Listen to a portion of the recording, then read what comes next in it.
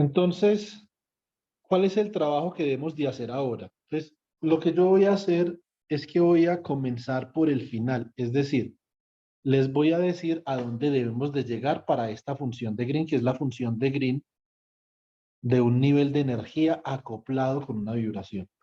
Y entonces, mirando cuál es el resultado, lo que vamos a ver, vamos a estudiar primero la física de este problema, ¿listo? Primero estudiamos la física. Muy bien. Esto, Gaby y Pedro, es lo que está en el código que ustedes tienen.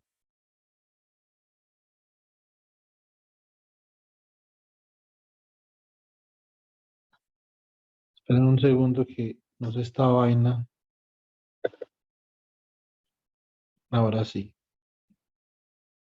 Muy bien. Entonces, Green's function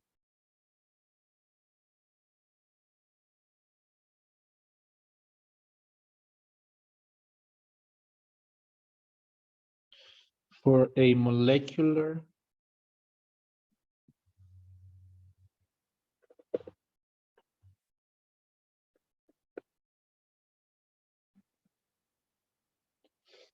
molecular level coupled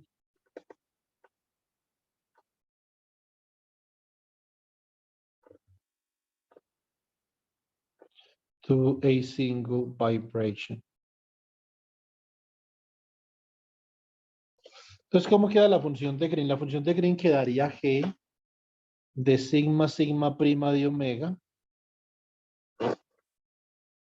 igual a E a la menos lambda sobre H barra omega 0 que multiplica a la raíz cuadrada de 1 más el doble producto de la función de Bose-Einstein evaluado en omega 0 al cuadrado. Listo. Muy bien, acá por la sumatoria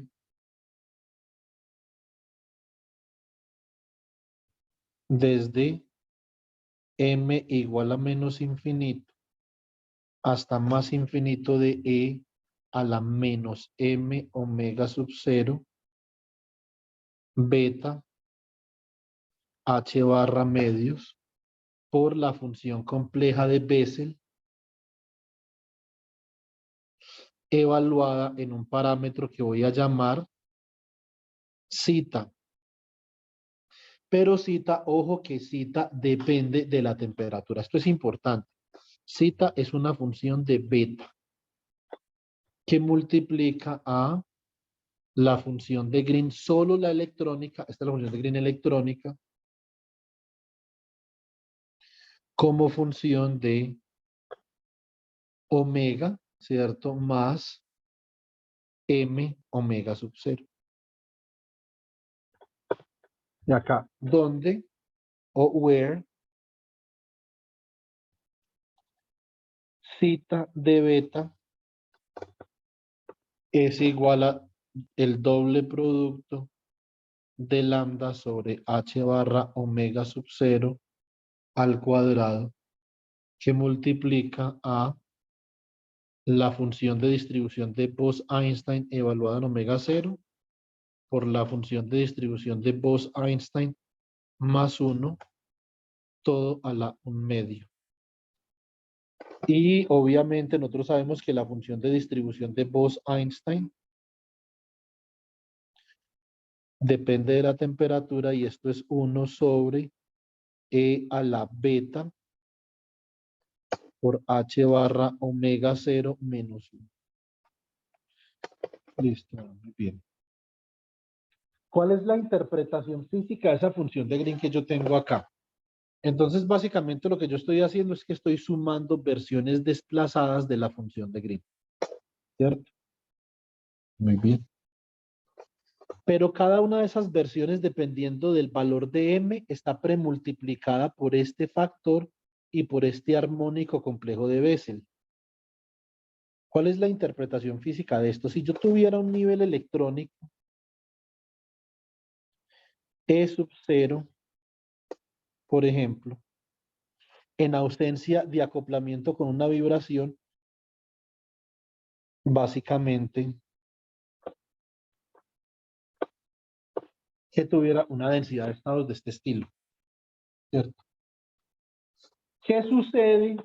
¿Qué sucede cuando yo acoplo o qué sucede con la densidad de estados que tiene que ver con la función de Green? Recuerden que A de omega es igual a -1 sobre pi en equilibrio por la parte imaginaria de la traza de la función de Green retardada. ¿Qué sucede entonces cuando yo lo acoplo con la vibración? Si omega 0 es diferente de 0, ya tengo un acoplamiento con la vibración y yo voy a estar sumando estos armónicos multiplicados por la versión trasladada de la función de Green. Entonces, obviamente, lo que yo puedo ver claramente es que ya no tengo un solo nivel de energía, es 0, sino que este nivel de energía se comienza a multiplicar. Ahora sería E0 menos H barra omega sub 0 cuando M vale -1, ahí claramente M vale -1, o omega sub 0 más H barra omega sub 0, perdón, E sub 0 más H barra omega sub 0, puntos suspensivos.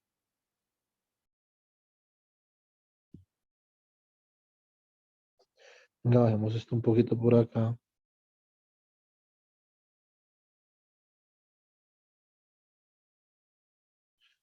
Acá, segundo.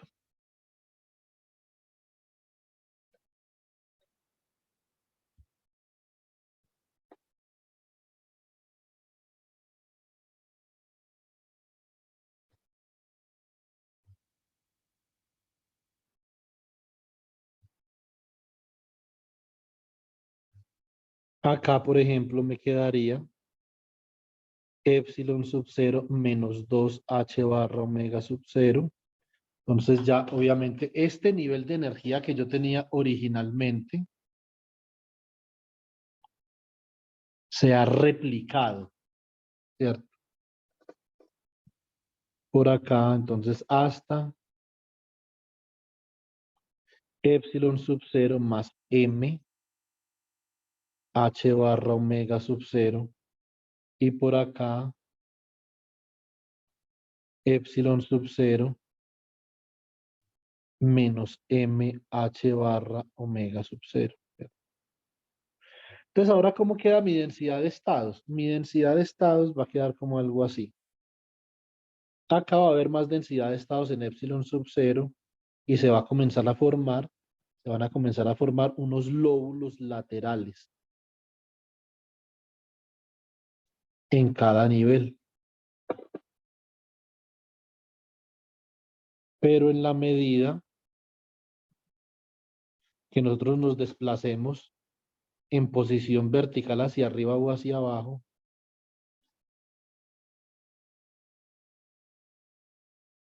entonces va a haber menos densidad de estados como ustedes pueden apreciar. Si ustedes corren el código, yo después le digo a Gabriela que les enseñe a correr el código, ustedes van a ver que la densidad de estados pasa de ser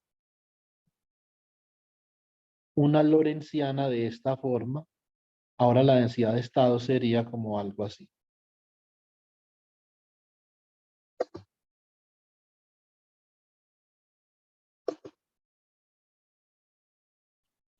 Donde estos lóbulos laterales se llaman sidebands. Este corresponde, por ejemplo, a m igual a 0. Este de acá corresponde a m igual a 1. Este de acá corresponde a m igual a 2. Este de acá corresponde a m igual a -1. Este de acá corresponde a m igual a -2.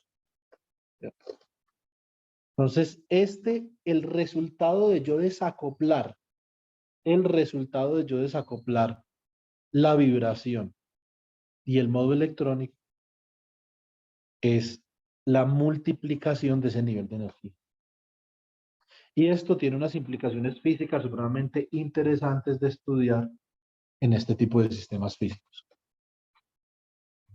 Esto es importante, yo necesito saber. Gabriela, ¿tú estás por ahí o no? Ah, sí, Sí, yo sí. estoy acá. Bueno, entonces si te va el internet, necesito que me avises porque necesito que estés presente acá, listo. Sí, vale, yo estoy aquí. Bueno, entonces, muy bien. Esto es lo que nosotros logramos cuando derivamos esta función de Green. Entonces, esto es un cálculo matemático, pero la física de lo que hay acá es esta, ¿cierto? Ahora lo que nosotros nos tenemos que preguntar es qué tipo o qué tipo de problemáticas de investigación podemos abordar en este caso, ¿cierto? Por ejemplo, si yo tuviera originalmente una unión molecular con un solo nivel, pero acoplado con una vibración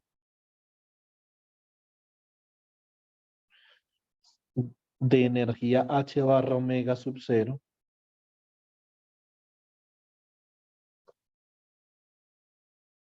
Entonces, obviamente, qué es lo que yo podría deducir? Pues que puede haber transporte, puede haber transporte del electrodo en amarillo al nivel de energía y del nivel de energía al electrodo en morado. Pero resulta que a mí me interesa saber, por ejemplo, cuál es el efecto de esa vibración sobre el transporte. ¿Qué pasará con la corriente? ¿Será que la corriente aumenta si hay vibración? ¿Será que disminuye si hay vibración? Entonces yo realizo el procedimiento de desacoplar ambos sistemas, como lo hicimos en las dos clases anteriores, y cuando desacoplamos ambos sistemas, entonces obtenemos como una vaina así.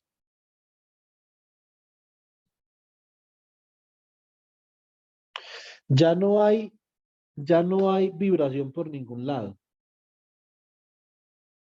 pero ahora hay un número infinitamente grande de niveles de energía separados por una energía H barra omega sub cero, ¿cierto? En eso se nos convirtió nuestro sistema. Entonces, ahora, chicos, hay otro gran número de posibilidades para hacer transporte, ¿cierto? Entonces, por ejemplo, puede haber esta posibilidad. Esta es una posibilidad de acá. Y cuando nosotros hablamos de mecánica cuántica y utilizamos la palabra posibilidad, hay una clave. Hay que saber cada posibilidad qué tan probable es. En mecánica cuántica todo puede pasar, pero no con la misma probabilidad, ¿cierto? Otra posibilidad que nosotros podemos considerar acá es que el electrón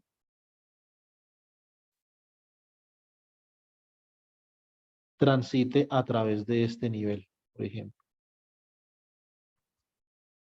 Otra posibilidad que nosotros podríamos considerar es que lo haga a través de este nivel.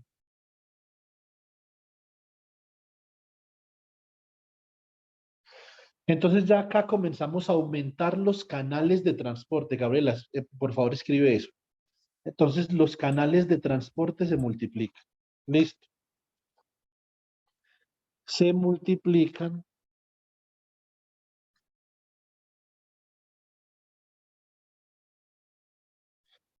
los canales de transporte.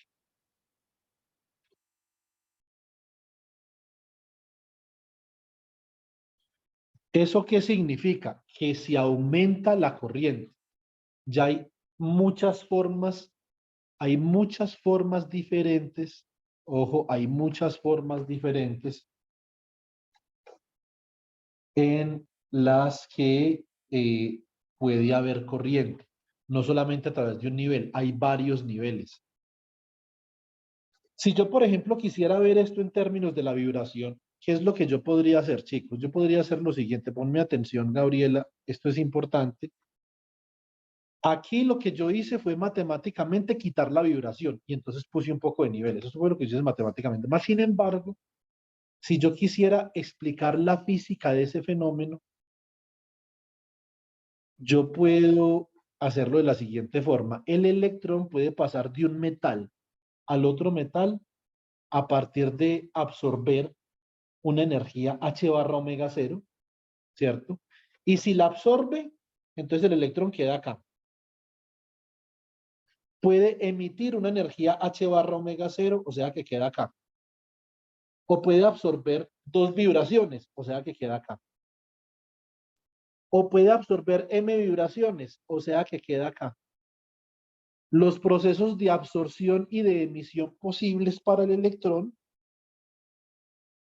los procesos de absorción y de emisión de vibraciones posibles para el electrón le proveen diferentes formas para transitar de un metal a otro.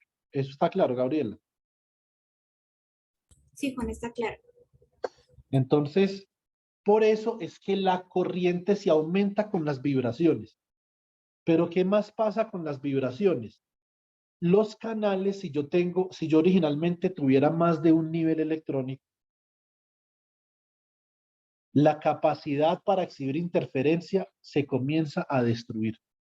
Eso es clave, ¿cierto? Ya les voy a explicar un poquito de eso, sobre todo para Gabriela, para que lo vaya considerando para su presentación. Listo, entonces, muy bien. Vamos a hacer una cosa acá. Esta es la física. Acá no hay nada más que discutir. ¿Cierto? Si nosotros estuviéramos en, no sé, en un curso de verano en la Universidad de Orlando y el director del departamento de la escuela fuera Mickey Mouse, hasta acá llegaría la escuela, ¿cierto? Entonces, eh, pero entonces nosotros como somos físicos teóricos vamos a hacer cálculos, vamos a calcular. ¿Qué vamos a calcular? Queremos llegar a esta función de Green que hay acá. Listo.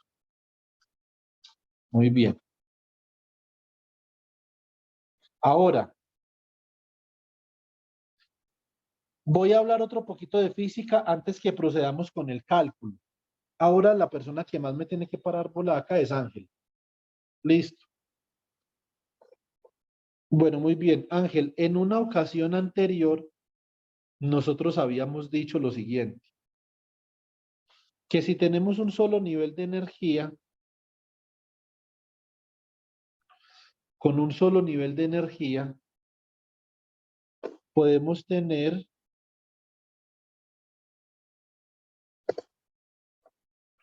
un electrón up o un electrón y un electrón down, siempre y cuando la energía sea lo suficientemente grande para sobrepasar la escala de interacción electrón-electrón.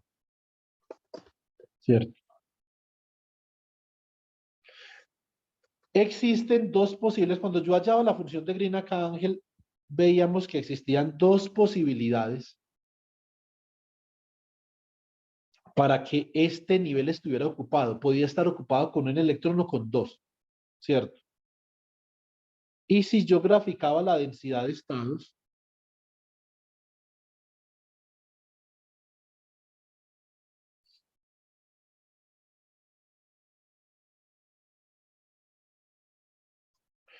entonces, por ejemplo, acá, Ángel, en esta energía epsilon sub cero, ¿cierto? Y acá en esta energía epsilon sub cero más U, esto lo vimos en clase, espero que lo puedas repasar. Acá se formaba una banda. Esta banda se llamaba Lower Hubbard Band.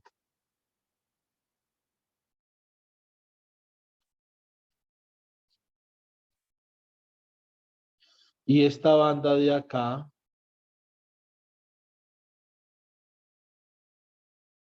se llamaba Upper Hubbard Band. Y entre las bandas de Hubbard había una energía U. Pónganle atención lo interesante de este problema. Ojo al gol. Lo interesante de este problema cuando tenemos vibraciones. Eso es sin vibraciones. ¿Qué descubrimos el día de ayer que sucedía cuando teníamos vibraciones? Pero entonces nos vamos a devolver nosotros descubrimos que cuando tenemos vibraciones, el valor de U se reducía en 2 lambda al cuadrado sobre h barra omega sub 0.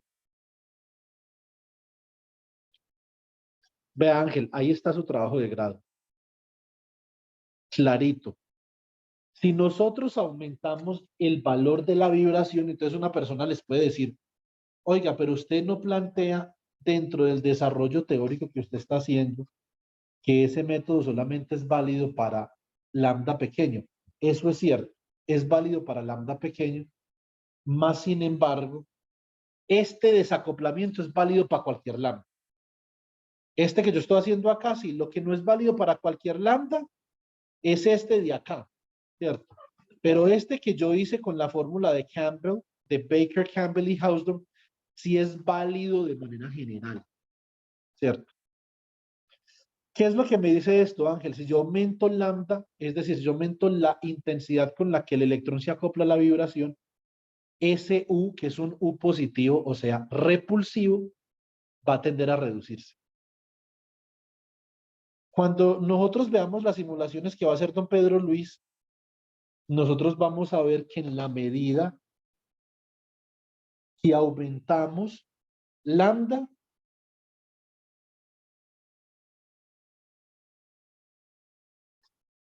estas bandas se comienzan a acercar.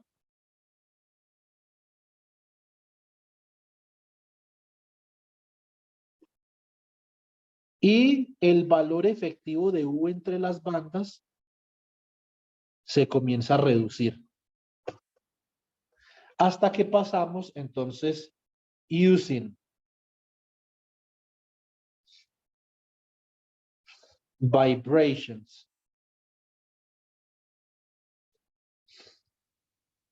as mechanisms, as mechanism, the repulsive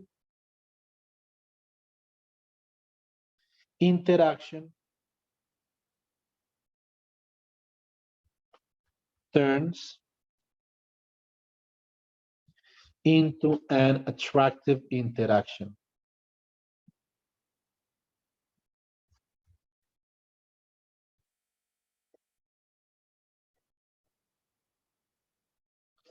And hence,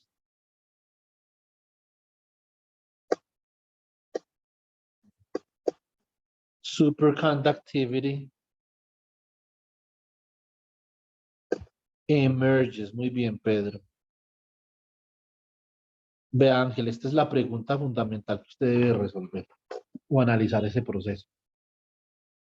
Y con todo lo que usted ha hecho hasta ahora, eso lo sacamos rapidito. Entonces, este es un problema fundamental. Esta es la pregunta de investigación que va a resolver Pedro Luis ahora, ¿cierto? Porque a Ángel ya le toca hacer muchas otras cosas encima de lo que estamos haciendo acá, ¿cierto? Entonces, pero Pedro Luis para el Congreso, no para el trabajo de grado, para aclarar eso.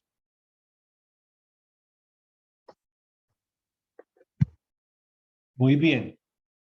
Ahora, en la presentación del Congreso, yo les he explicado a ustedes mucho cómo se hacen presentaciones cortas. Se presenta el contexto del que uno va a hablar. A, B. Se define qué pregunta de investigación se va a abordar. C. Una vez se tenga eso claro, se presentan los resultados, D se concluye y E se dan las gracias. Listo. Esa es una excelente presentación. Bueno, muy bien. Entonces, esta es una pregunta de investigación. Ahora vamos a otra pregunta de investigación que está relacionada con el trabajo de Gabriel. ¿Qué pasaría si yo no tengo un nivel, sino que tengo más de uno?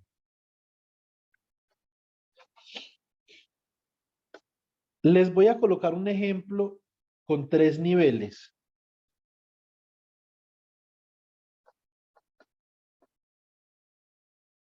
Entonces, 3 level system.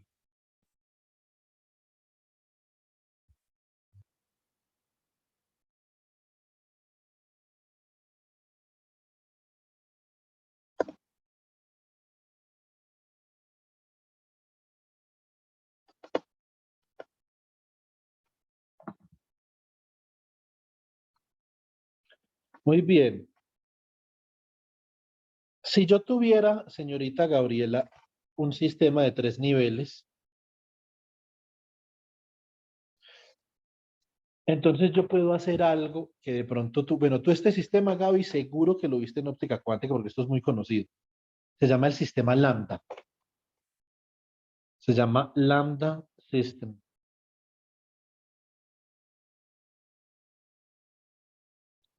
Esto es más conocido que las lentejas de Saúl y de Jacob. Entonces, este es el sistema, Gaby. Tú tienes acá un nivel de energía, otro nivel de energía y otro nivel de energía. Y estos niveles de energía, Gaby, así esto es en óptica cuántica, estos niveles de energía están acoplados a través de luz de esta forma.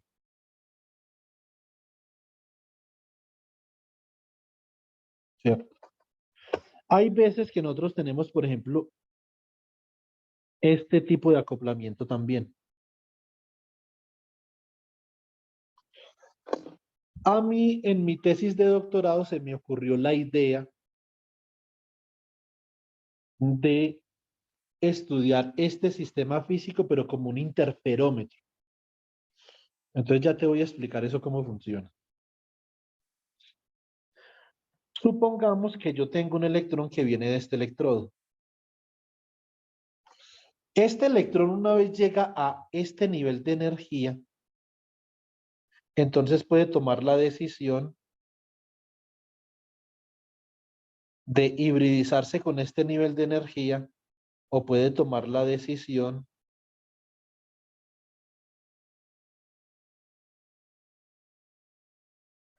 de hibridizarse con este otro nivel de energía, ¿cierto? Entonces el electrón puede seguir uno de dos caminos. Listo. Y resulta que por acá, a ver, coloquemos esto en verde, no, en verdito no, coloquemos esto en azul oscuro. Por acá, Gaby, el electrón sigue este camino y en este punto de acá van a interferir. Pues este es un punto de interferencia cuántica.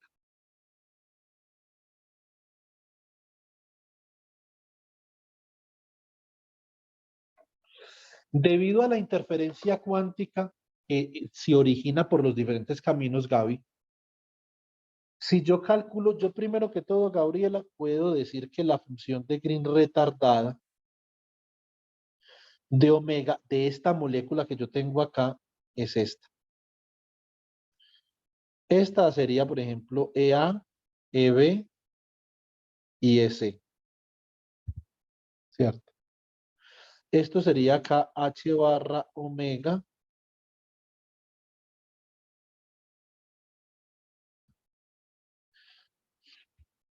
menos EA sigma más y medios gamma A sigma. Acá tendría el acoplamiento entre el nivel A y B y acá el acoplamiento entre el nivel A y C. Acá tendría el acoplamiento entre el nivel A y B. Acá tendría H barra omega menos E B sigma más I medios de gamma B sigma y el acoplamiento entre B y C. Acá tendría el acoplamiento entre A y C, acá entre B y C y acá H barra omega menos E C sigma más I medios por gamma C sigma. Esto inversa. Ahí está la función de Green, Gaby. Con esa función de Green, tú debes de saber, Gaby, que G avanzado de omega es igual a G retardado de omega, pero asterisco, ¿cierto? Bueno, muy bien, Gaby. Entonces, hasta acá no tenemos ningún inconveniente, ¿cierto? Todo está muy bien, muy limpio, muy claro. Acá yo decido calcular la transmisión. Decido calcular la transmisión a través de esa molécula como función de la energía o como función de omega. Esto no es otra cosa que la traza de G, bueno, coloquémosle de esta matriz de acá, gamma, left por G retardado de omega, por gamma right, por G avanzado de omega. Listo. Si tú utilizas esto que yo te acabo de dar acá, entonces esto es muy sencillo.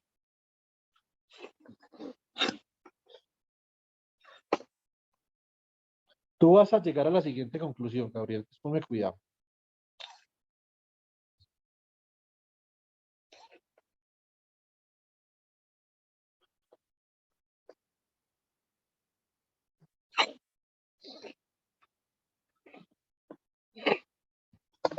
Esto es el logaritmo natural, Gaby, de la transmisión.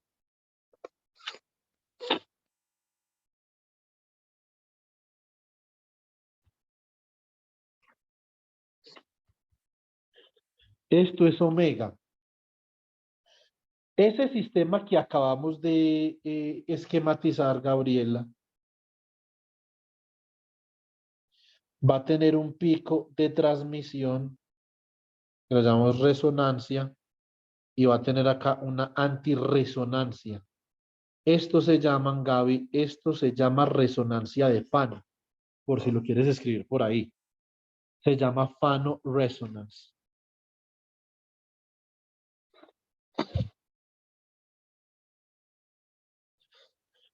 ¿Qué implica que haya una resonancia de Fano? Que hay una energía particular, Gaby, a la cual la transmisión es la máxima. ¿Por qué? Porque las funciones de onda se suman en ese nivel ahí cuando hay interferencia cuántica. Hay interferencia como constructiva, ¿cierto? Acá podemos colocar constructive quantum interference.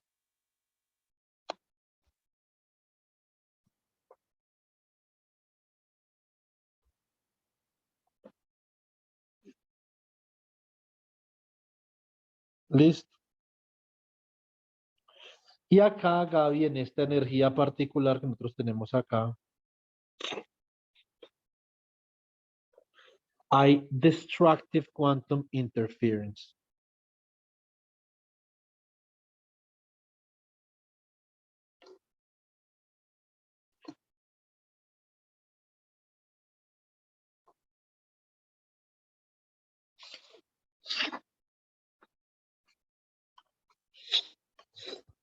Listo. Cuando hay interferencia cuántica destructiva, Gaby, hay menos corriente naturalmente. Y cuando hay interferencia cuántica constructiva, hay más corriente. ¿Sí o no? Entonces, la interferencia cuántica o reduce la corriente o aumenta la corriente. ¿Cierto? Pero entonces acá estamos hablando de que se reduce la corriente, pero resulta que bajo cierta situación, Gaby, tú puedes comenzar a levantar la interferencia cuántica. Entonces, este pico, esta antirresonancia va a ser menos pronunciada cada vez que tú la vas levantando, ¿cierto? Hasta que tú quitas por completo esa antirresonancia.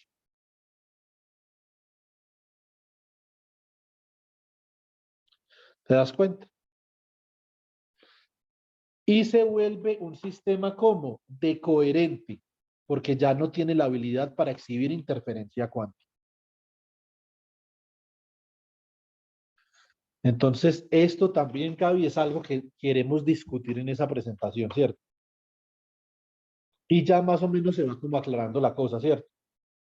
¿Qué es lo que quiero estudiar? ¿Cuál es mi pregunta de investigación? Entonces ya vamos para allá.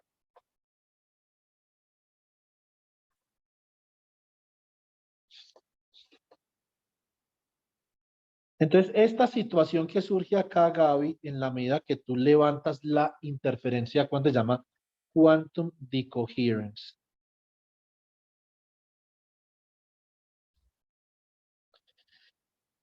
Y esto, Gabriela, esto es una pregunta supremamente abierta y relevante en la física cuántica de sistemas mesoscópicos por fuera del equilibrio, incluyendo la fotosíntesis, ¿cierto?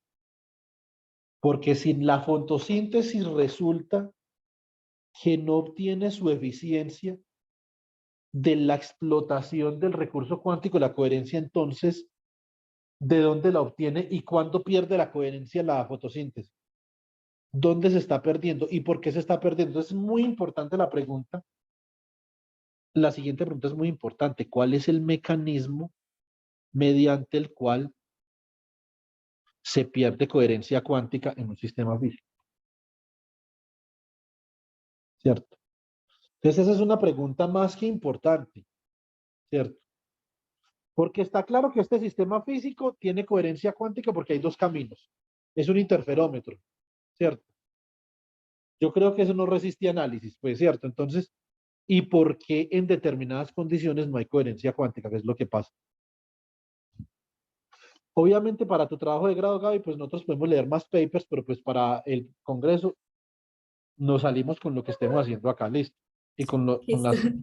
con las gráficas que vamos a hacer. Bueno, muy bien. Entonces, pregunta fundamental. Entonces, research question.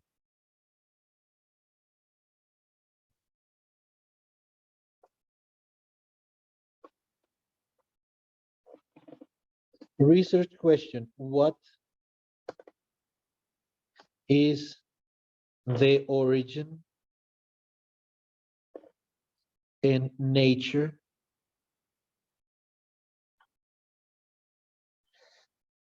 of quantum decoherence in molecular junctions?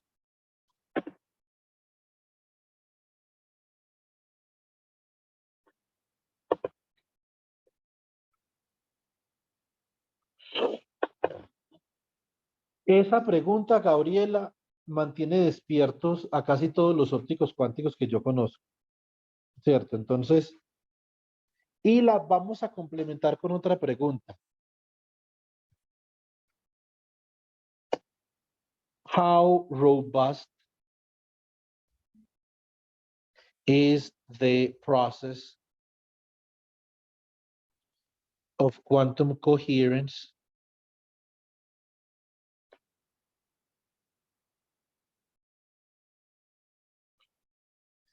in molecular junctions?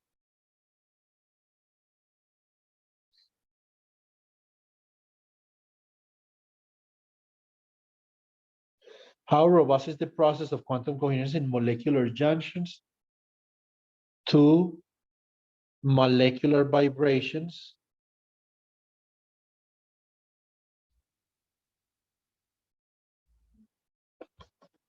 and at high temperature?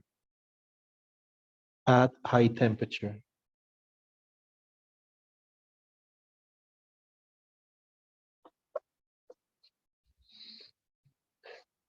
Hay dos personas que, una de las cuales yo conozco personalmente, yo he hablado con ella, es una científica australiana, profesora del Instituto Niels Bohr en Dinamarca, que ha hecho grandes esfuerzos y grandes progresos por contestar esta pregunta. Esta pregunta es muy importante porque hay un futuro tecnológico prominente que puede depender de la capacidad que tengamos nosotros para responder a esa pregunta. ¿Cierto? ¿Qué hacemos nosotros en Unipamplona y en Univalle también? Porque allá tenemos a Gabriela, pero también tenemos a Luis Alejandro, ¿cierto? Que es Severo Capo y está también Joan Alexis. Lo que nosotros intentamos hacer es responder esta pregunta usando teoría cuántica de campos por fuera del equilibrio. La profesora Gemma Claire Salomon, que de hecho es editora de Physical Chemistry del American Chemical Society, por si ustedes la quieren buscar.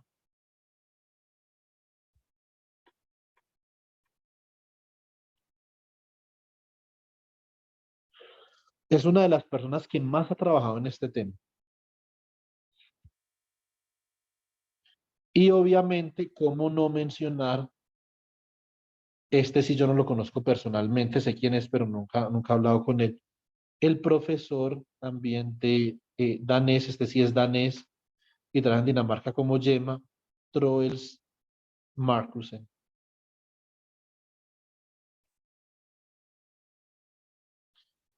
El profesor Troels Markussen es la persona que formuló, por si ustedes la han escuchado, las reglas de Markussen.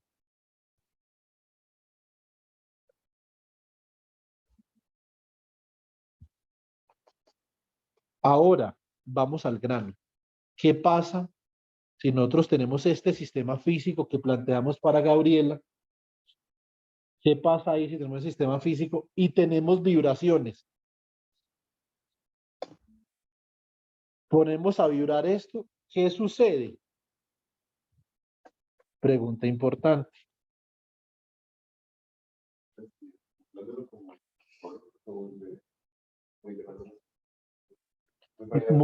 Excelente, Pedro. Muchísimos caminos, ¿cierto? Obviamente teniendo en cuenta que esta vaina se pueda solucionar, ¿cierto? Porque esa es la otra, ¿sí o no? Entonces en física todos son intensidades y escalas de energía, ¿cierto?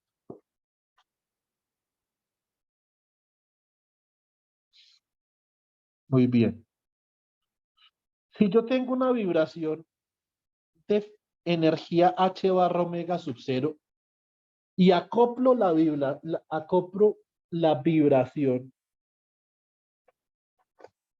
con cada uno de estos niveles de energía, estos niveles de energía, Gabriela, se comienzan a multiplicar, ¿cierto?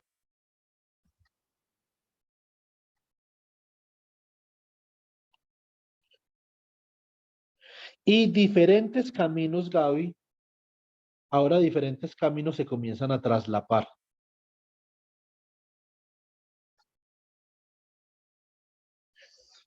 Y este traslape de acá, Gaby, la hipótesis que nosotros tenemos es que destruye la interferencia cuántica. ¿De qué depende esto, Gabriela? Esto depende que si nosotros vamos otra vez a esta imagen de la densidad de estados, esto depende que no solamente este nivel E sub cero esté poblado, sino que los otros también estén poblados. Si los otros no están poblados, entonces es como si no estuvieran ahí, ¿cierto? Y para que los otros estén poblados, tiene que haber una temperatura relativamente alta comparada con las escalas energéticas del problema, ¿cierto? Esto, digamos que la persona que hizo ese análisis fui yo, o sea, entonces digamos, esto ya es un trabajo nuestro, ¿cierto? Entonces, esto es un trabajo nuestro, entonces esto no lo estamos copiando a nadie, pues, como para que eso quede claro, ¿cierto? Entonces, y si este es el mecanismo que permite destruir la interferencia cuántica, entonces nosotros lo que estamos haciendo es que estamos corroborando la conclusión de la profesora Gemma Claire Solomon y del profesor Troels Markussen, que son conclusiones computacionales. Y la de nosotros es una conclusión netamente teórica, ¿cierto? Entonces, esto, Gaby, explica cabalmente lo que mandamos en el resumen, ¿sí o no? Lo que tenemos que hacer ahora es que tenemos que hacer la simulación de esto de la siguiente manera. Entonces, ¿qué vamos a simular? ¿Cierto? Bueno, muy bien. Voy a volver a hacer la gráfica de la transmisión.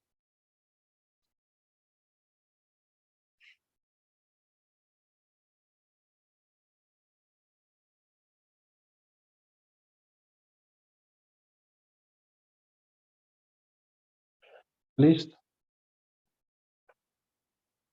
Voy a graficar en rojo esta transmisión así, que es una transmisión característica de un sistema que exhibe interferencia cuántica, ¿cierto? Eso ya lo sabemos. Juan, ¿de qué pregunta? Es el logaritmo de la transmisión, ¿cierto? Y exactamente, el logaritmo de la transmisión, para poder que se vea así en escala. Este sistema que yo estoy graficando acá, señorita Gaby, es un sistema de 3 niveles, como aparece en mi tesis de doctorado en el capítulo que yo te pasé, donde los 3 niveles están acoplados, ¿cierto? Así. Eso significa que este sistema de acá funciona perfectamente como un interferómetro electrónico, ¿cierto?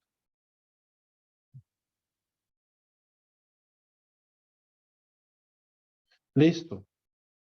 Punto importante, hay acoplamiento entre los 3 niveles, por lo que hay caminos, hay diferentes caminos que la corriente puede seguir. Eso es un punto importante, ¿cierto? Voy a hacer otra gráfica. Acá, encima de esta, voy a graficar, por ejemplo, eh,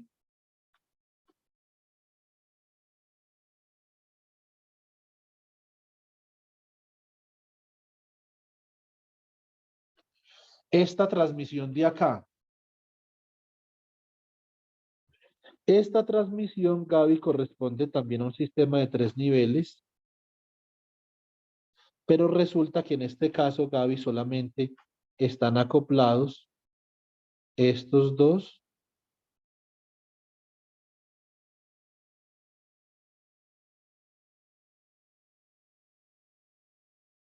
y están acoplados estos dos. Si esto fuera EA, por ejemplo, esto EB y esto EC, este sería gamma AC, este sería gamma BC y gamma AB sería cero. Por lo tanto, la corriente tiene un solo camino, o sea que eso no es un interferómetro, ¿cierto? La corriente tiene un solo puñetero camino. ¿Qué pasaría, por ejemplo, si gamma AB fuera diferente de cero, pero gamma AC fuera cero y gamma BC fuera cero? Entonces, con ese caso particular lo graficamos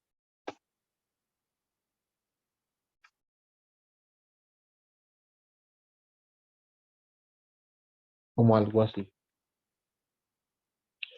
Observen que estos dos casos que estoy trabajando acá no tienen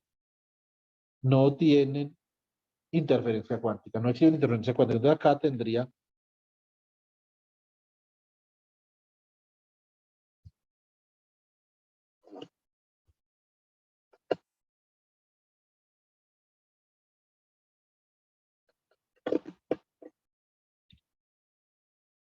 acá entonces voy a tener gamma AB diferente de cero. Listo, pero acá gamma AC es igual a cero. Y acá gamma BC es igual a cero. Listo. Entonces también hay un solo camino para la corriente, un solo camino. Entonces ya hemos identificado, Gaby, perfectamente bien cuál es la molécula que exhibe interferencia cuántica, ¿cierto? Y también sabemos por los desarrollos experimentales y los papers publicados por algunos colegas, sabemos que esa antirresonancia es una firma del proceso de interferencia cuántica destructiva, ¿cierto?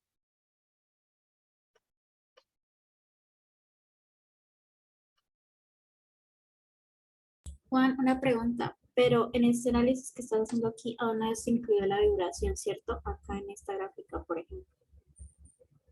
¿O sí?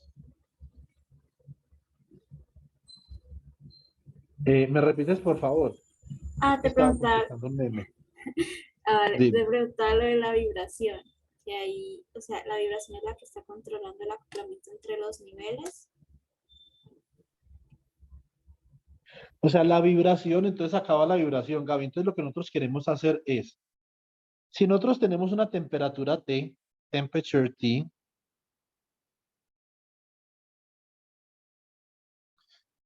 y obviamente una frecuencia h barra omega 0 y un lambda, que es el acoplamiento. ¿Qué comienza a pasar acá? Entonces, lo que Troels-Markussen demostró es que hay ciertas moléculas que son robustas a esa condición y hay otras que no, ¿cierto? Y obviamente, ¿qué pasa ahí, Gaby? Que deja abierta esta pregunta que tenemos acá. O sea, en la pregunta del origen y la naturaleza del proceso de decoherencia en uniones moleculares, según ese paper de Markussen, no está todavía cerrado, ¿cierto?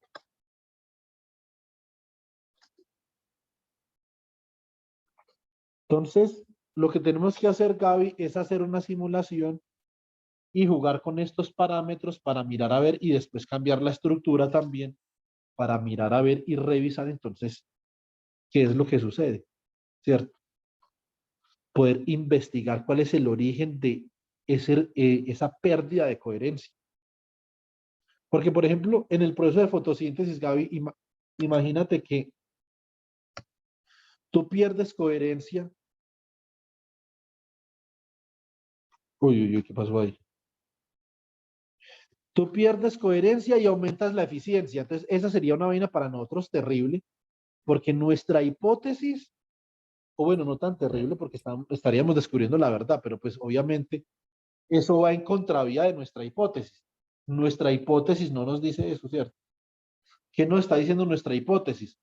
Que que la alta eficiencia de la fotosíntesis está relacionada con la mecánica cuántica, ¿sí o no? Entonces, eso es lo que nos dice la hipótesis.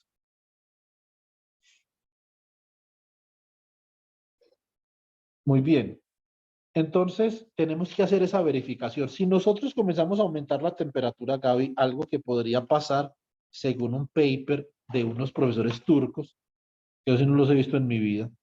Entonces, esta antirresonancia de acá se comienza a levantar. Es decir, que la capacidad para exhibir interferencia cuántica destructiva se comienza a perder, ¿cierto? ¿Cuál es la escala de energía? ¿Qué temperatura es esa? ¿Cuál es la relación con lambda? Y sobre todo, Gabriela, ¿cuál es la relación con estos acoplamientos de acá?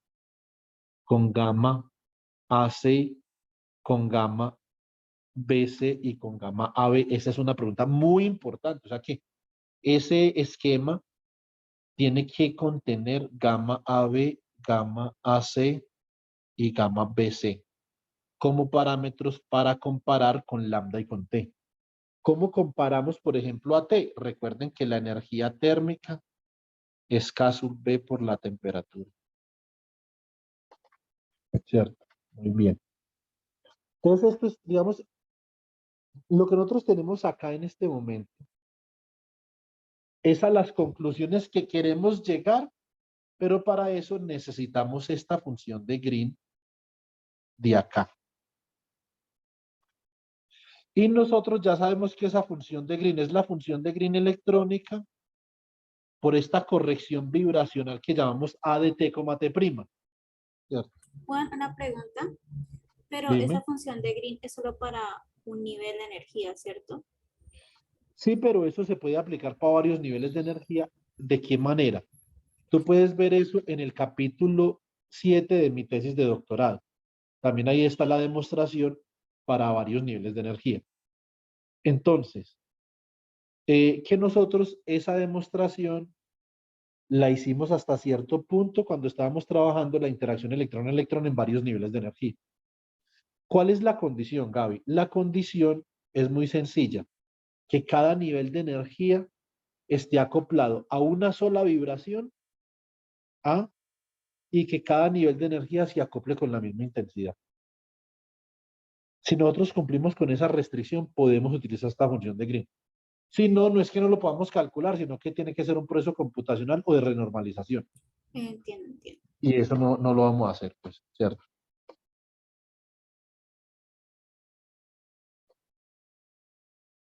Bueno, muy bien.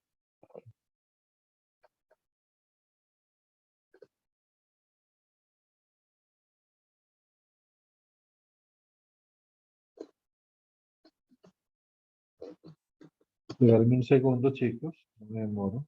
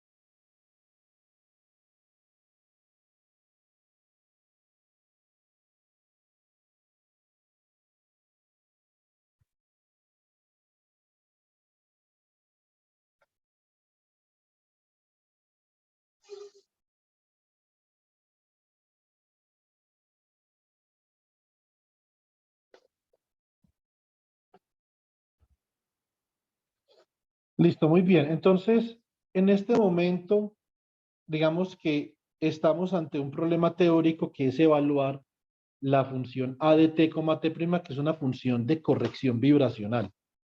Entonces, vibrational correction function. Esta no es una función de Green vibracional. Bien, parece, pero no lo es porque le faltan las unidades, pero pareciera, ¿cierto? Este es el valor esperado de chi de t por chi daga de t', ¿cierto? Entonces, no es una función de Green vibracional, pareciera, pero no es. ¿Cierto? Muy bien. Entonces, ¿cómo se calcula esta? Bueno, digamos que esto es un poco intenso de calcular, ¿cierto? Entonces, básicamente, yo voy a comenzar este cálculo, voy a hacer este cálculo a temperatura finita. Entonces, luego acá, at finite temperature, at finite.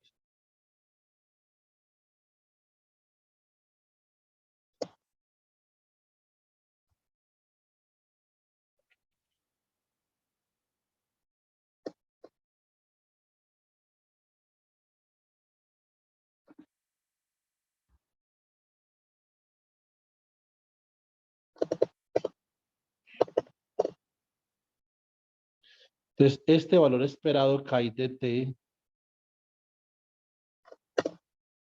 chi daga de t', esto es igual a quién? Esto es la traza de e a la menos beta h, ¿cierto? Por chi de t, por chi daga de t',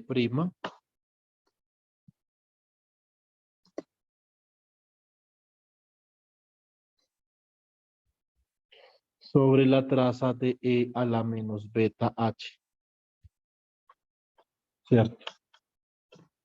Voy a expandir esto en una base autovectora del hamiltoniano. Listo. Entonces, si ustedes quieren entender este problema, entonces es clave que interioricemos lo que acabé de plantear. Entonces, eso es importante. La traza, recuerden que en mecánica cuántica, los que no han visto mecánica cuántica, la traza es independiente de la base, ¿cierto? No importa en qué base uno calcule la traza es independiente de la base.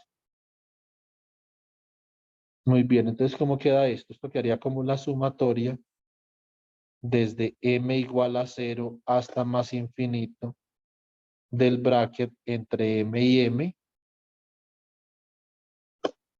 de e a la menos beta por el hamiltoniano de quién? El hamiltoniano de la vibración.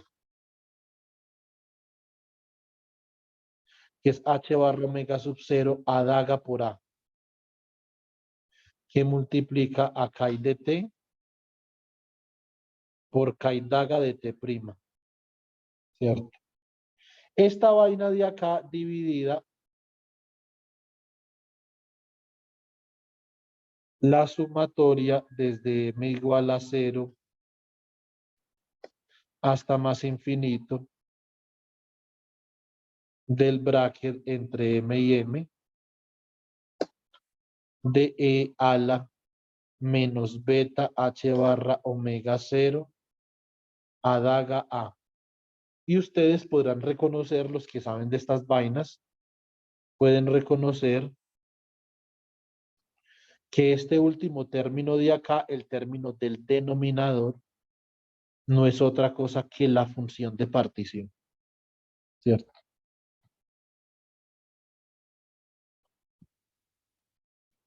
Listo. Muy bien. Si yo decido calcular la función de partición, entonces z es igual a la suma desde m igual a 0 a más infinito del bra de m por e a la menos beta h barra omega sub 0 a daga por a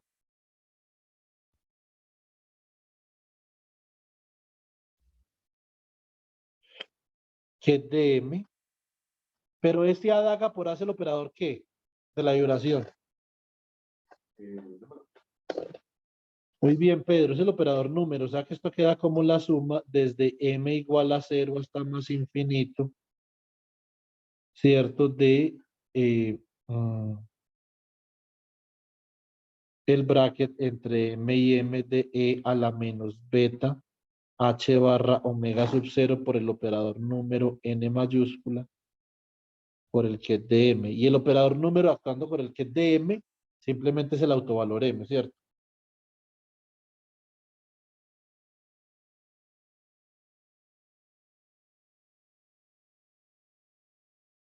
O sea, suma desde m igual a 0 hasta más infinito, entonces acá me va a quedar e a la menos beta h barra omega sub 0 por m que multiplica al bracket entre m y m, que por ortonormalidad es 1, o sea que esto me queda como la suma desde m igual a 0 a más infinito de e a la menos beta h barra omega sub 0, bueno, coloquemos más bien acá adelante,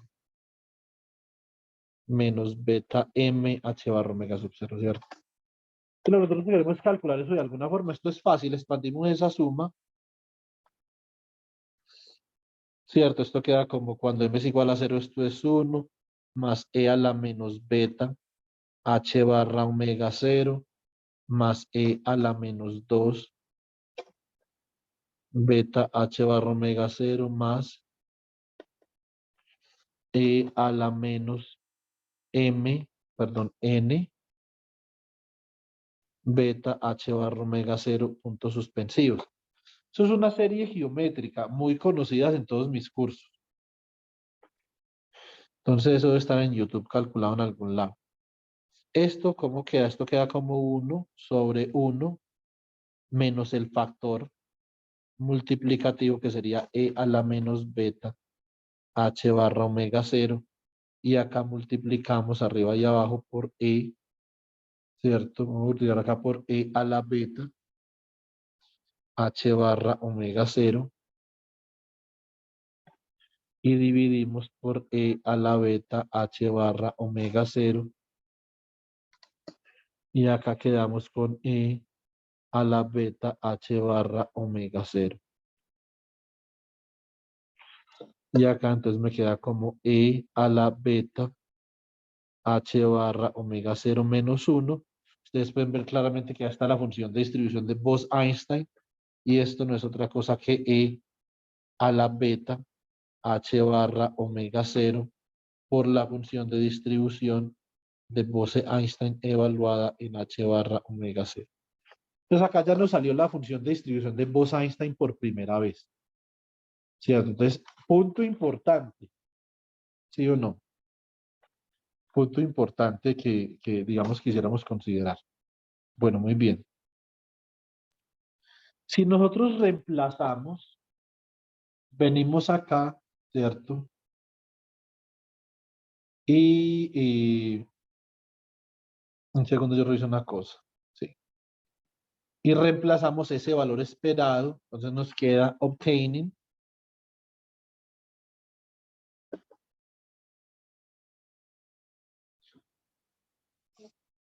¿Cierto? Obtaining.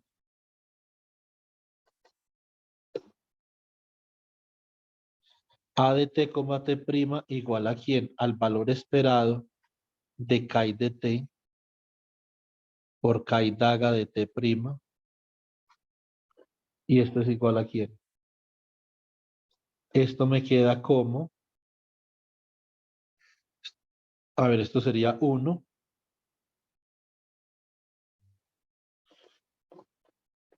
Déjeme, yo pienso una cosa. Esto es, esta vaina de acá podría ser también n de h barra omega 0 dividido e a la menos beta h barra omega 0, ¿cierto? O sea que esto podría ser acá e a la menos beta h barra omega 0 sobre la función de distribución de Bose-Einstein por la suma desde m igual a 0 a más infinito de, bueno, sí, coloquémoslo completo, el bracket entre m y m de e a la menos beta h barra, perdón, h por chi de t por chi daga de t'.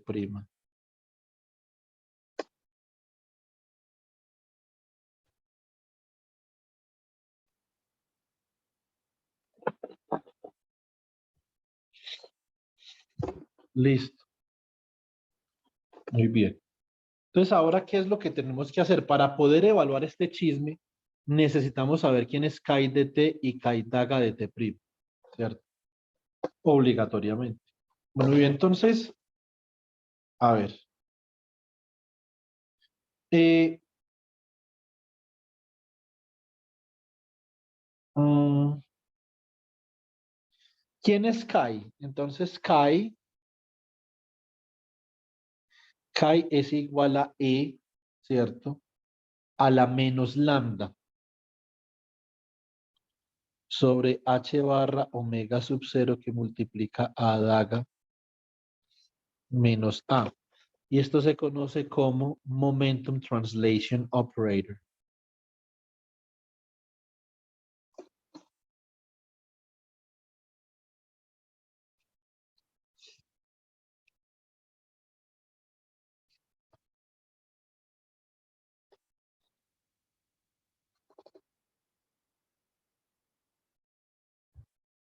Uy, ¿cómo?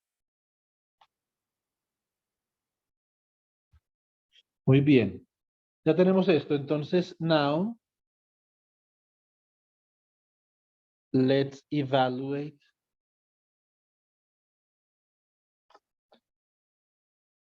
chi of t. Listo. Lo que vamos a hacer es que queremos evaluar el término chi of t. Bueno, esto yo creo que deberíamos dar un par de pasos más y parar acá porque esto no lo acabamos hoy, pero ni de chiste. Entonces, esto tiene un poco de enredajos ahí complicados. Entonces, acá lo que vamos a usar es la representación de Heisenberg. Utilizo la representación de Heisenberg y me queda entonces chi of t igual a e a la quién? A la i sobre h barra por h por t por chi por e a la menos i sobre h barra h por t. ¿Cierto? Muy bien. Si reemplazo el hamiltoniano, que es h barra omega sub 0 a daga por a, esto me queda como e a la i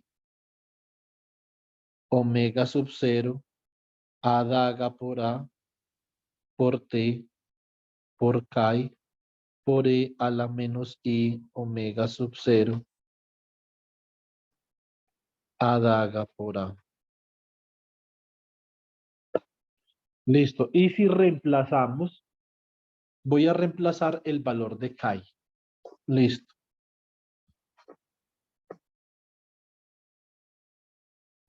Esto es E a la I omega sub 0 A daga por A por T, que multiplica a E a la menos lambda sobre H barra omega sub 0 por A daga menos A por E a la menos I omega sub 0 A daga por A. Bueno, muy bien. Bueno, acá tenemos que pensar en una cosa. ¿Qué es lo que yo quisiera hacer acá? ¿Cierto? Lo que yo quisiera hacer es separar esta exponencial que yo tengo acá. Entonces vamos a pensar en esto. Si yo tengo, por ejemplo, e a la a más b, si esos son números, esto es e a la a por e a la b. Eso sin ningún problema. Ahí son números. ¿Sí o no? Ahí son números. Pero si fueran operadores, no. ¿Cierto? Es equivalente a yo decir, por ejemplo, si yo tengo e a la a más b, si fueran matrices. Si esas fueran matrices, esto es diferente de e a la a por e a la b porque las matrices no conmutan. Como yo les expliqué a ustedes en cuántica en estos días, y siempre se los he explicado, el proceso de conmutación es una rareza en matemáticas. Lo que pasa es que a uno le enseñan, le comienzan por enseñar los números, y los números pues sí conmutan, ¿cierto? Lo conmutativo, ¿no? Lo más sencillo. Exactamente, pero es una rareza. Sí. Ahí es la conmutación, una rareza en matemáticas. Entonces, si yo tuviera operadores, chicos, voy a borrar acá esto. Voy a colocarlo acá bien abajo. For operators,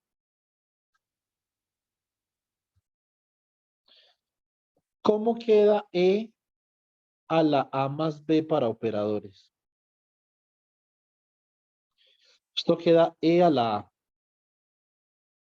por E a la B. Y esto es una fórmula supremamente conocida en mecánica cuántica. Todo estudiante de mecánica cuántica en el mundo alguna vez ha utilizado esta fórmula. ¿Sí o no? Entonces, por E a la menos un medio conmutador entre A y B.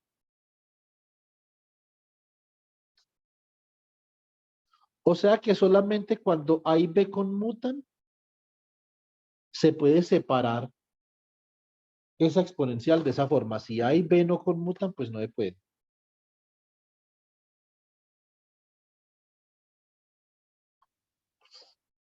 Entonces, ¿qué tengo que hacer yo acá para separar este chisme? Entonces, esto queda como E a la I omega sub 0 a daga por A por T por E a la menos lambda sobre H barra omega sub 0, ¿cierto?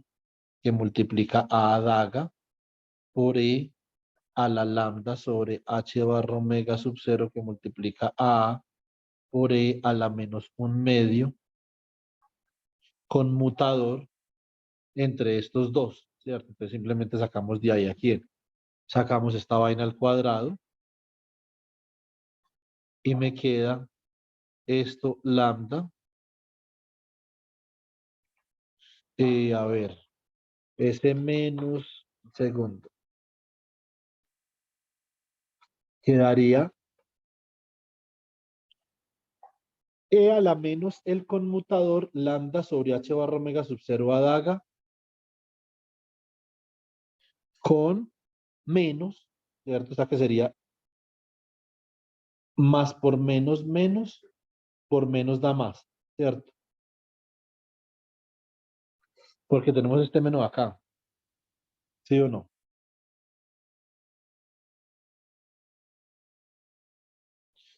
Más por menos menos, por menos da más, ¿cierto? Es un segundo, yo reviso una cosa acá que acá me da menos por alguna razón que no alcanzo a entender. me da menos, porque el menos de la fórmula, ¿cuál es el menos del amarillo? Por el Más. menos de la fórmula, Y claro. sale el computador, el menos de alguno de los dos, Mm. lo sacas y Sí, sale. tiene toda la condenada razón. Entonces acá esa fórmula tiene un menos, ¿cierto? O sea que queda como menos un medio. Y acá da menos por menos da más. Segundo. Tenemos un menos en la fórmula. Entonces acá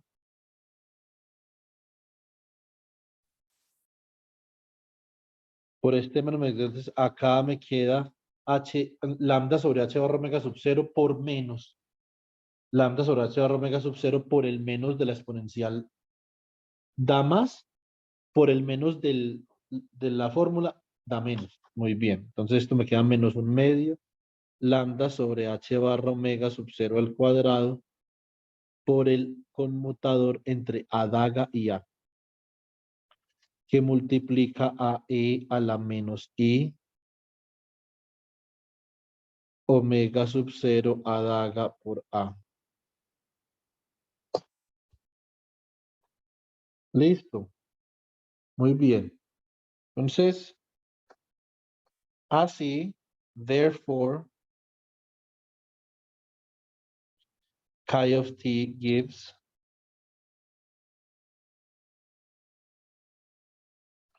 Entonces acá chi de t queda de la siguiente forma. Entonces, esta vaina queda al frente. A daga a es menos 1, ¿sí o no? A daga con a es menos 1. Y ahora sí me confundí del todo porque acá yo tengo un segundo.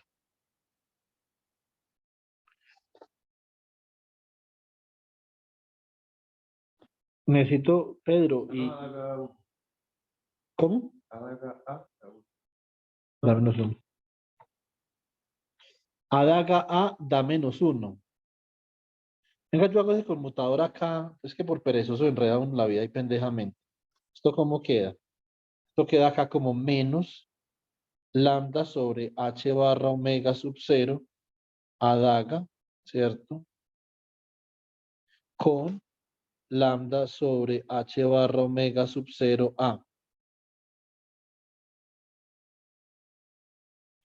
¿Sí o no? O sea que esto como queda, queda como menos lambda sobre h barra omega sub 0 al cuadrado por a daga a. Esta vaina es menos 1. O sea que esto simplemente queda como lambda sobre h barra omega sub 0 al cuadrado, ¿cierto? Hasta ahí todo claribel. Ahora yo tengo e a la menos un medio conmutador entre lambda sobre h barra omega sub 0 por a daga con menos lambda sobre h barra omega sub 0 con a. Esto como queda, esto queda como e a la menos un medio, ¿cierto? Que multiplica a lambda sobre h barra omega sub 0 al cuadrado. Queda negativo. Lo que yo no me explico es de dónde. ¿Por qué queda negativo? No, no es eso.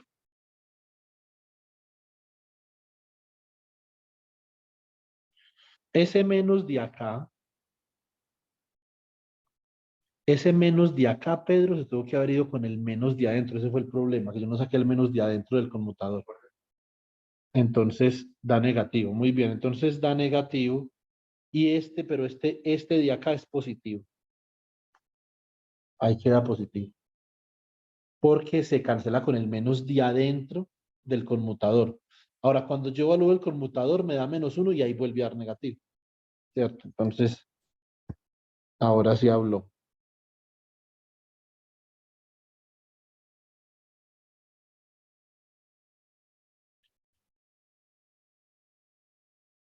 Digamos que finalmente ese término viene acá al frente. E a la menos 1/2 lambda sobre h barra omega sub 0 al cuadrado, ¿cierto? Y entonces acá, ¿quién me queda? Me queda E a la I omega sub 0 a daga A por E a la lambda, bueno, a la menos lambda más bien, menos lambda sobre h barra omega sub 0 a daga por E a la lambda sobre h barra omega sub 0 a por E a la menos I omega sub 0 a daga A. ¿Cierto? Muy bien. Entonces, eh, a ver, yo creo que es prudente dejarlo hasta acá, ¿cierto? Entonces es prudente dejarlo hasta acá porque ya de acá para arriba, digamos, el cálculo se complica un poco más, ¿cierto? Digamos que lo que yo podría hacer es una cosa, ustedes pueden ver acá, chicos, pongan mi atención acá, yo podría introducir como una resolución de la identidad, simplemente para dejarlo especificado antes de que acabemos la clase. Esto es E a la menos 1/2 sobre, por lambda dividido h barra omega sub 0 al cuadrado. Entonces eso es un factor. Acá escribimos E a la I omega sub 0 a daga por A por E a la menos lambda sobre h barra omega sub 0 por A daga. Y acá escribimos una identidad. Entonces, ¿cómo hacemos? Escribimos acá E a la menos I omega sub 0. Venga, yo me salté la T todo este tiempo. Ah, no, apenas me la salté acá. También me la salté acá. Acá me falta la T. Me faltó la T y acá también en blanco me faltó la T.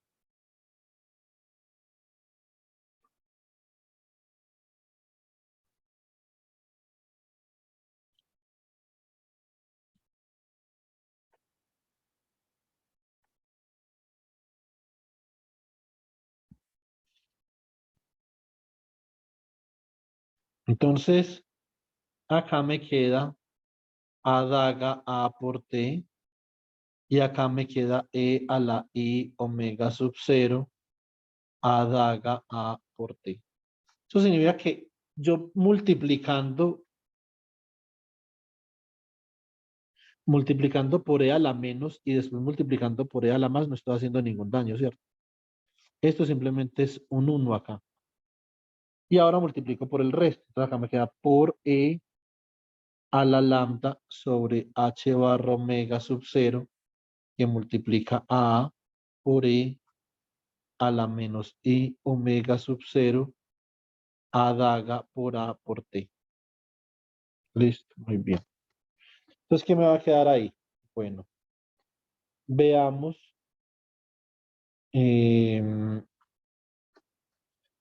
Primero que todo, entonces acá me queda este factor en azul que sería E a la menos 1/2 lambda sobre h barra omega sub 0 al cuadrado.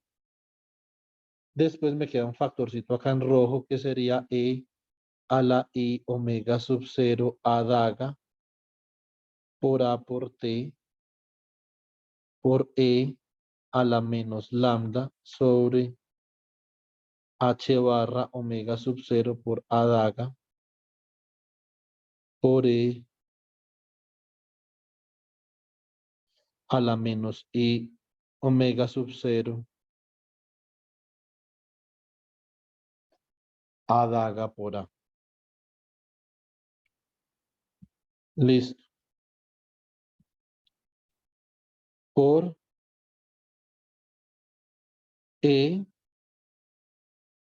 a la I omega sub 0 a daga por A por T por E a la lambda sobre h barra omega sub 0 por A por E a la menos I omega sub 0 a daga por A por T. Pues acá tenemos ya dos términos, chicos, tenemos dos términos que podemos elaborar vamos a poder elaborar, digamos, claramente utilizando series de Taylor. Entonces, colocamos acá, ¿dónde podemos definir? ¿Dónde podemos definir? Definimos a, por ejemplo, definimos a h de t como e a la i omega sub 0 a daga por a por t por e a la menos lambda sobre h barra omega sub 0 a daga por e a la menos i omega sub 0 a daga por a por t.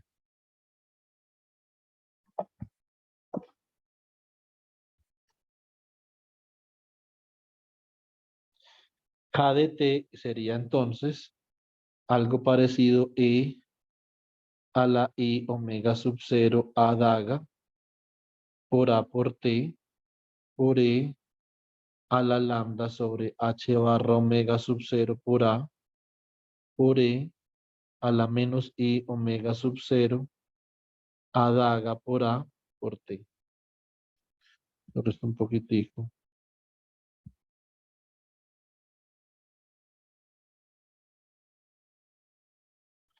Listo. Así escribimos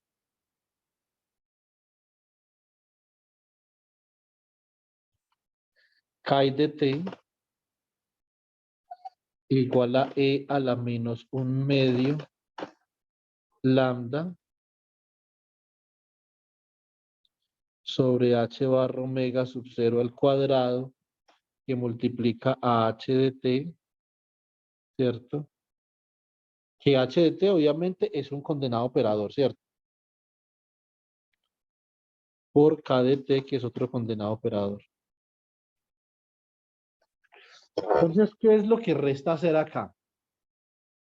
Bueno, pues realmente, chicos, lo que restaría hacer acá es que necesitamos elaborar con series de Taylor un poco esos dos operadores que tenemos ahí. Ese h de t y ese kappa de t. Y ustedes entenderán que por la hora que es, no me place hacer una serie de Taylor, ¿cierto? Entonces, lo dejamos para el lunes. ¿A qué horas? Resulta que eh, se me hizo el milagrito y estoy dando mecánica estadística en Unipamplona, ¿cierto? Entonces, y tenemos mecánica estadística el viernes de 5 a 7. Perdón, el lunes de 5 a 7. Entonces, aquí a las 7 no voy a poder estar ni de chiste. Entonces, el lunes nos vemos a las 8. Listo.